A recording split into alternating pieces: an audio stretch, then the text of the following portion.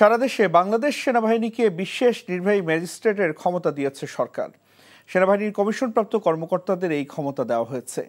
সন্ধ্যায় জনপ্রশাসন মন্ত্রণালয়ের প্রজ্ঞাপনে জানানো হয়, এই সিদ্ধান্ত আজ থেকে কার্যকর হয়েছে এবং আগামী 60 দিন অর্থাৎ 2 মাসের জন্য তা বলবৎ থাকবে।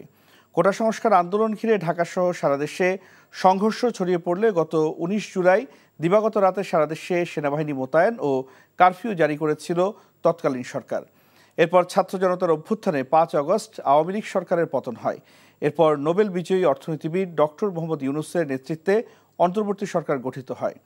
বিদ্যমান পরিস্থিতিতে এখনও সারা দেশে সেনাবাহিনী মোতায়েন রয়েছে।